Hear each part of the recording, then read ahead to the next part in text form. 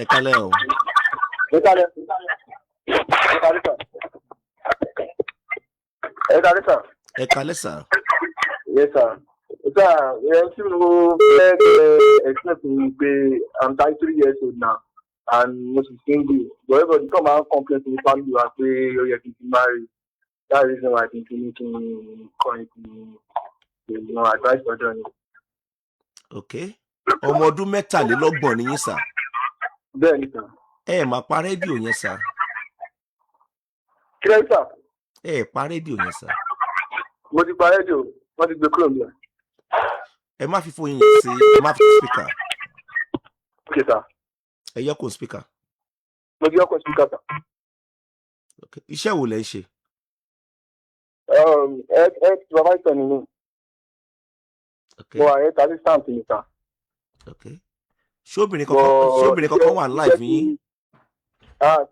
Mo tẹ́lẹ̀ mo ní ẹni tí mo fẹ́ kọ́ tó di pé relationship wa break up. Bẹ̀rẹ̀ tí mo ń date mi sí kò sí ní Nàìjíríà. Kò sí Nàìjíríà. Bẹ́ẹ̀ni sà. Ìlú wo ló wà? Egypt ló wà sà tó ti ń ṣiṣẹ́. Ṣé ẹ ti date ẹ̀ kó tó di pé kò Nàìjíríà? A ti ń date kó tó kúrò Nàìjíríà. Ó tọ́dún mélòó sẹ́yìn tẹ́ ti ń date? Going to 2 years ago sà. Ó tọ́dún mélòó báyìí tó kò Nàìjíríà? Ó ti 2 years báyìí tó kúrò Nàìjíríà. Kó tó di pé kúrò yẹn, àwọn parent ẹ̀ mọ̀ yín? Mọ́mí ẹ̀ mọ̀, but dáàdì ẹ̀ mọ̀ pé ó travel. Dáàdì ò mọ̀ kó travel? Bẹ́ẹ̀ni sà. Ṣé dáàdì àti mọ́mí ò wà papọ̀ ni? Wọ́n jọ wà papọ̀. Bọ̀ wọ́n ọ̀tọ̀ọ̀tọ̀ ni wọ́n jọ ń gbé.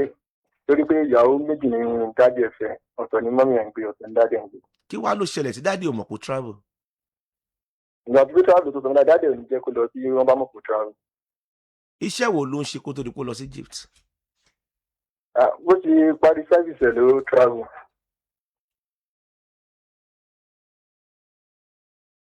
Kí ni èjẹ̀?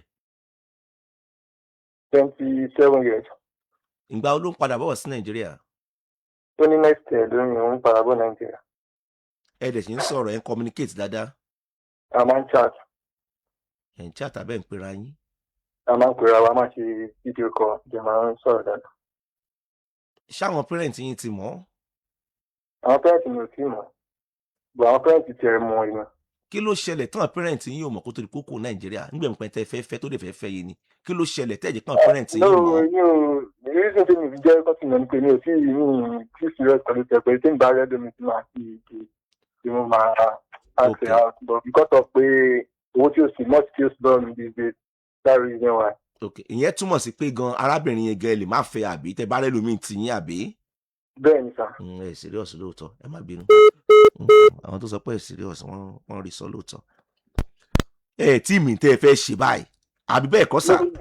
Torí pé mo challenge mi ẹ mọ̀ ẹni tó bá travel sometimes.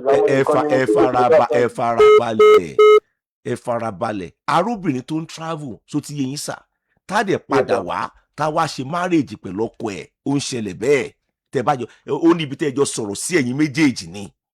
Òun ṣe bí yín sìn pé tẹ́ pé lóòótọ́ lẹ fẹ́ fẹ́ra yín lóòtítọ́ Paul okay o ìyàwó mi lélẹ̀ mọ́ mi dádì mi o ó ń lọ sí Egypt o ẹ tí mo fẹ́ lélẹ̀ yìí o àwọn parent tí yín náà ti máa mọ̀ kó tó di pé ó lọ bó ṣe wà mẹ́rin náà máa pè wọ́n á máa ṣe gbogbo ẹ̀ àbí bẹ́ẹ̀ kọ́ ni sà?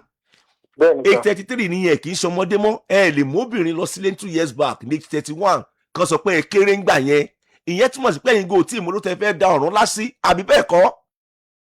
Mo ló fẹ́ dọ̀n láti ọlá pé bó ti travel èmi kàn scared of bí nǹkan ṣe máa ń padà rí mi. Ẹ jẹ́ béèrè kan lọ́wọ́ yín sà éèjì wo lóhùn yín kẹ́ wed ẹ mọ̀ jà pé lórí ọ̀rọ̀ yín. Ó ti yẹ kí n wed sẹ́yìn láti bí 30 years sà. Nígbà tẹ́ wà wed kan sìn éèjì wo ló wá wù yín kẹ́ wed báyìí sà? Mo kàn kà pé 35 tó bá ṣe pé ju 35. Ẹni owó ni ò tí jẹ́ kẹ́ wed àbí?